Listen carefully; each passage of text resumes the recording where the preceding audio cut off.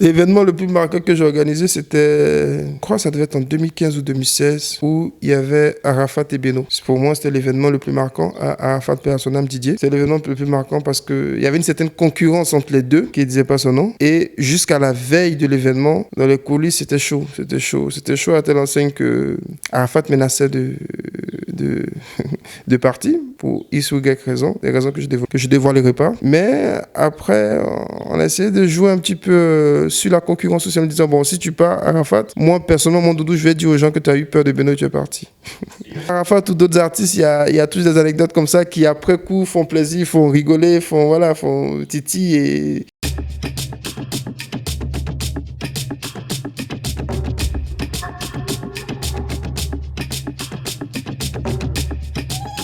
Je m'appelle Kwame Smut Fulgence.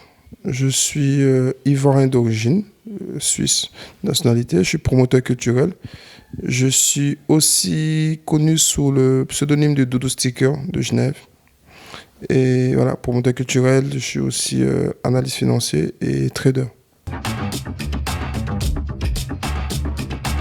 Ouais, il faut dire que ça date depuis les années 2007, un peu même avant. C'est grâce notamment à mon oncle, Eloge Taou, qui était aussi promoteur culturel à Genève avant moi. Et donc, c'est en le suivant, en l'aidant, que j'ai commencé en fait à organiser des événements. Ensuite, Charles Saugan qui m'a repris dans son écurie, qui était Bengue Show avec Ivan, avec Simon Alabi et Mado Sissé, Joey Goss. Et après, j'ai pris mon envol avec Santa Kwaba, que j'ai fondé et formé avec ma sœur Valence et mon ami Fabien Minizini.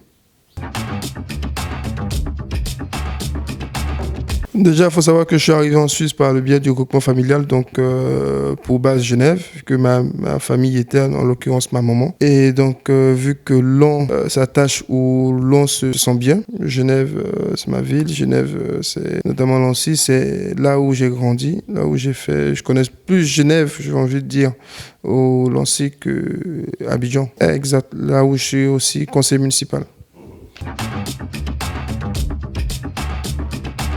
Mon premier événement, c'était justement avec mon oncle, c'était Espoir 2000. Ça devait être en 2000, sauf de ma part, 2005-2006, que j'ai fait avec lui, ou que je travaille pour lui. Et entre-temps, il y a eu des événements marquants. On avait fait Magic System avec Charles. En fait, chaque événement a vraiment sa spécificité. Il y a eu aussi l'événement avec Go Michel en 2009 aussi. Et par contre, l'événement qui m'a le plus marqué, ou l'année qui m'a le plus marqué, c'était en 2011. Et 2011, pourquoi? Parce que c'est une année qui était un petit peu difficile. Parce que au niveau administratif, c'était compliqué. Parce qu'on avait déjà lancé la démarche administrative pour des artistes. Et en instabilité politique, donc instabilité administrative, les ambassades étaient fermées et puis il fallait charbonner. D'abord, il faut savoir que le promoteur culturel a une mission idéologique. La mission idéologique du promoteur culturel, c'est déjà fait parler son art, fait parler son origine, fait parler, en tout cas montrer la particularité de son origine, l'art et la culture, en mettant sur place justement, en définissant un cadre. Ça peut être une salle, ça peut être un espace, un plein air et tout ça. Donc moi, ma mission en tant que promoteur culturel, c'est faire vendre la culture africaine. Mais au-delà de vendre la culture africaine, c'est de montrer qu'il y a une diversité qui est possible et cette diversité, c'est la richesse genevoise. C'est aussi montrer que l'intégration est possible justement en prenant ce qui est bon dans notre culture à nous et ce qui est bon dans la culture aussi à nous aussi, suisse, j'ai envie de dire, parce qu'aujourd'hui, nous sommes des binationaux. Aujourd'hui, nous avons une double culture et ça, c'est une richesse. Et justement, moi, le cadre de la promotion pour moi culturelle, c'est ça, vendre ce qui est bon, vendre la culture. Bon, il faut savoir que déjà, je suis un jeune vieux. J'ai commencé super tôt ce métier. Mais ce qui me passionne le plus, c'est de donner sens à ce qu'on fait. Le sens qu'on donne à ce qu'on fait, justement, en prenant des artistes qui sont peut-être pas ou peu connus. Je prends le cas, l'une des dernières en date, c'est Roselyne Layo, par exemple, qui était pas connue, ou en tout cas du grand public. Et dont une des vidéos qu'elle a eu à faire dans un bar à Abidjan m'avait épaté. Et on avait décidé quand j'ai soumis ça à mon comité, on a décidé de lui donner une chance, de lui donner un tremplin. Et aujourd'hui, les gens voient ce que ça donnait. Et puis, on a réussi le pari. Et il n'y a pas que Roselyne Layo, il y a eu des artistes comme, à l'époque, Serge Beno, avec qui on a travaillé aussi, qui n'avait pas le buzz qu'il a aujourd'hui. Il y a eu des artistes comme DJ Léo, DJ Mix, Nash. Il y a eu tout plein d'artistes comme ça, les Yélènes, du Burkina Faso. Quasiment 16 ou 17 éditions. En 16 éditions que je pourrais citer en tout cas.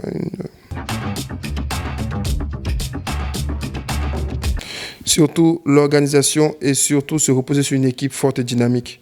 Parce qu'aujourd'hui, derrière Doudou Sticker, il y a toute une équipe qui dort quasiment peu ou pas. Il y a des personnes comme Marlon, par exemple, qui gèrent tout ce qui est promotion, tout ce qui est vidéo, parce que ça, c'est important, la diffusion. Tu as des personnes comme Valence, tu as des personnes comme Charles Sougan, tu as des personnes Kirikou, tu as des personnes comme Jérémy, tu as des personnes comme Christine. En fait, je pourrais citer toute l'équipe qui sont à peu près, on a à peu près 30. C'est 30 cerveaux qui réfléchissent, 30 personnes qui sont derrière soit leur ordinateur ou en tout cas sur le terrain, qui pleuve ou qui neige en train de... Voilà, et c'est derrière Doudou Sticker, c'est vrai, c'est la face visible de l'iceberg, mais derrière Doudou Sticker n'est rien sur son équipe, quoi.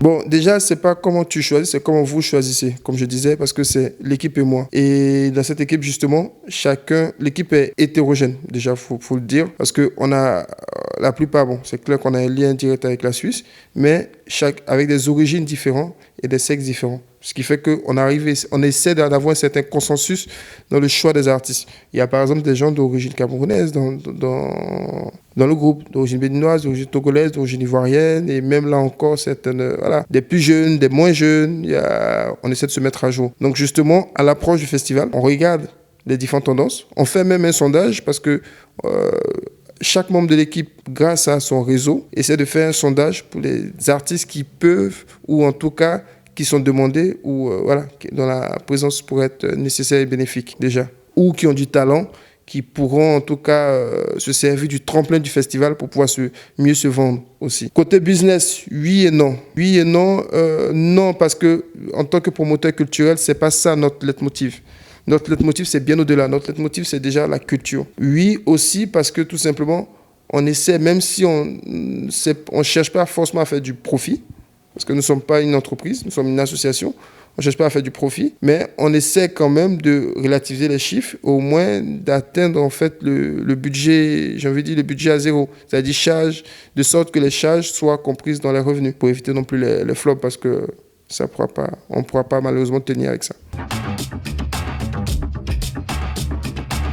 C'est un combat qui a déjà été commencé par certains de nos anciens. Je vais aller plus loin. On en avait avant des festivals comme Tambour Battant et tout, qui était l'un des festivals que j'ai trouvé, notamment géré par l'aîné, le papa, j'ai envie de dire, Alpha Dramé. Et donc, nous, c'est un petit peu la relève de je dirais pas le combat, entre autres, mais en tout cas de cette marche à suivre qui a été, voilà, c'est la suite logique. Et donc, nous, on essaie un petit peu de décomplexifier ce challenge-là et puis continuer à travailler là-dessus. Grande facilité, je dirais pas, parce qu'il y a une grosse difficulté, surtout pour des primo-demandeurs de visa. Pour vous dire, c'est un casse-tête et qu'à chaque fois, on doit se prendre la tête avec... souvent les consulats, notamment le consulat suisse à Abidjan ou le consulat suisse au Cameroun, c'est pas évident, c'est de plus en plus compliqué. Il y a beaucoup plus, il y a de la difficulté, mais c'est pas impossible. Et heureusement aussi, nous avons pu, avec notre sérieux, nous avons pu justement tisser des liens avec le SEM, qui est l'organe en fait de recours en cas de désaccord avec une décision des différents consulats, qui est le service d'État le secrétariat d'État aux migrations à Berne.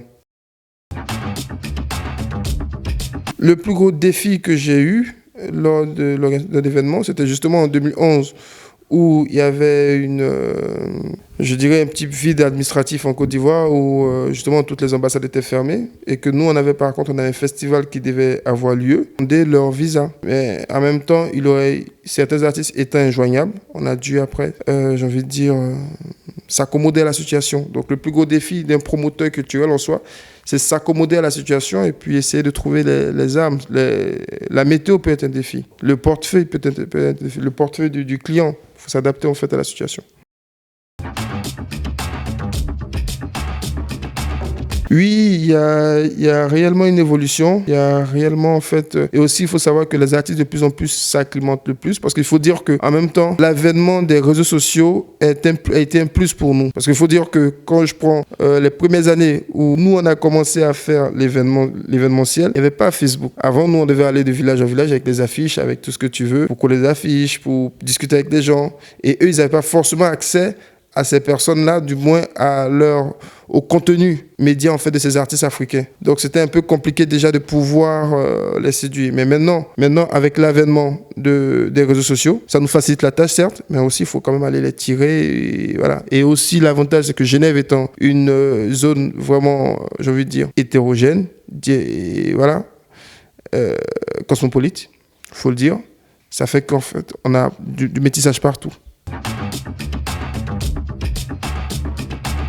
L'événement le plus marquant que j'ai organisé, c'était, je crois que ça devait être en 2015 ou 2016, où il y avait Arafat et Beno. Pour moi, c'était l'événement le plus marquant. Arafat, père à son âme, Didier. C'était l'événement le plus marquant parce qu'il y avait une certaine concurrence entre les deux, qui ne disait pas son nom. Et jusqu'à la veille de l'événement, dans les coulisses, c'était chaud. C'était chaud. C'était chaud à telle enseigne que Arafat menaçait de partir pour X ou Y raison, des raisons que je dévoilerai pas. Mais après, on a essayé de jouer un petit peu sur la concurrence aussi en me disant, bon, si tu pars, Arafat, moi, personnellement, mon doudou, je vais dire aux gens que tu as eu peur de Beno et tu es parti. Arafat ou d'autres artistes, il y a tous des anecdotes comme ça qui, après coup, font plaisir, font rigoler, font titi et voilà. Donc, justement, c'est que finalement, avec cet argument-là, ça a convaincu Arafat de rester. Et je peux dire que tous les spectacles d'Arafat que j'ai vus, c'était l'un de ses meilleurs parce qu'il s'est même plus donné sur scène que ses danseurs. C'était vraiment un challenge, c'était un défi. Et puis voilà, pour moi, c'était aussi un fait marquant. Et le public, en tout cas, a profité de cet excellent spectacle-là. En tout cas, pour ceux qui y étaient, je pense qu'ils l'ont encore en souvenir. Ouf, improviser dernière minute, ouais, ça, je pense que ça, il y en a tout le temps. Justement, c'est pour ça quand quand le groupe souhaite être à la base de l'organisation d'un spectacle, on doit être paré au plan A, au plan B et même souvent jusqu'au plan Z, j'ai envie de dire. Les imprévus, on peut les avoir comme, par exemple, un retard de subvention. Parce que souvent, tu reçois la confirmation de la subvention ou d'un partenariat et que malheureusement, pour une raison X ou Y, la subvention n'arrive pas sur le compte. Ça, en fait, il faut être paré à ça. Et voilà, donc des imprévus, il y en a. Il y en a comme la météo, par exemple, ou malheureusement, ou un match une finale de Ligue des Champions qui arrive le jour du festival. Pourtant, tu l'as calé il y a quelques années. Donc là, tu tombes sur l'imprévu. Après, il faut s'adapter, il faut adapter l'horaire parce qu'on sait tous que notre public cible, beaucoup sont les amateurs de football. Ou, voilà. Donc, pour dire vrai, moi, ça fait longtemps que j'ai arrêté de rêver. Ça fait longtemps que j'ai arrêté de rêver. Des artistes qu'on aimerait faire venir à Genève, oui et non. Parce que je dis, c'est le public qui décide. En soi, tout dépendra du sondage du public. Selon les artistes qui ressortent dans le sondage qu'on fait, on essaie de les placer. Et step by step, édition après édition. Le conseil que je pourrais prodiguer à ces jeunes, c'est celui de s'appuyer sur une équipe forte et dynamique. Parce que seul, on va vite, mais ensemble, on va loin. Donc, de s'entourer des personnes de qualité et surtout des personnes qui pourront leur permettre de pouvoir atteindre leurs objectifs. Pour les artistes, en tout cas, et les messages, il y en a plusieurs. C'est surtout leur demander, ou du moins en tout cas, leur dire de construire véritablement des plans de carrière. Ne pas se dire que festival est égal à gros cachet. Festival en Europe est égal à visibilité. Visibilité est égal à longue carrière. Parce que très souvent, où ces précédents mois, on entend souvent certaines prétentions d'artistes qui, en fait, pour moi, personnellement, ça je parle vraiment pour moi, on est en train de partir vers ce que j'appelle une bulle spéculative des cachets des artistes. Et de cette bulle spéculative, malheureusement, les plus gros perdants, ce seront les artistes et surtout francophones. Parce que j'ai l'impression que nos artistes francophones ont tendance à vouloir se comparer aux artistes nigérians anglophones. Ce qui ne compare pas non plus, c'est que le pouvoir d'achat du public francophone n'est pas forcément similaire au pouvoir d'achat du public francophone. Au-delà même du pouvoir d'achat, je parle aussi de la masse, les adeptes de la musique, ou du moins le public de la musique anglophone, n'est pas pareil. C'est comme les artistes français ne sont pas logés à la même enseigne que les artistes qui percent, ne sont pas logés à la même enseigne que les artistes américains qui percent. Je ne dis pas forcément que comparaison est égale à raison, mais je dis juste qu'à un moment donné, il faut savoir raison garder dans les prétentions, parce que autant, souvent quand tu lis des requêtes de certains artistes, tu te dis, mais attends, s'il y a des promoteurs qui acceptent ça, c'est des promoteurs qui vont certainement partir à la banqueroute. Donc, un promoteur, ou du moins, un promoteur qui accepte des conditions démesurées d'un artiste, le répercute sur les prix. Ça, c'est indéniable. À moins que celui-là, il soit, j'ai envie de dire, qu'il fasse du blanchiment d'argent ou qu'il ait tellement de subventions, qu'il ne sait pas quoi en faire. Et donc, répercussion sur les prix dit en même temps barrière ou discrimination par les prix pour le public. Ça veut dire qu'à un moment donné, on va se retrouver avec des scènes où les promoteurs, dans les deux cas, ils vont perdre de l'argent, mais les artistes risquent de perdre aussi en image, en branding, parce que tout simplement, jouer devant une salle quasiment vide, une fois, deux fois, trois fois, c'est la cote, c'est tout le travail acharné qu'ils auraient fait, qui serait remis à zéro, à néant. Et aussi dire que les vues sur YouTube ou toutes les autres plateformes, TikTok et consorts, ne font pas tout. C'est pas parce que quelqu'un a 100 millions de vues que ça veut dire qu'il peut remplir des concerts. C'est pas parce que quelqu'un, quand il fait ses lives, il a 100 000 vues qu'il peut remplir des stades. Je prends un exemple.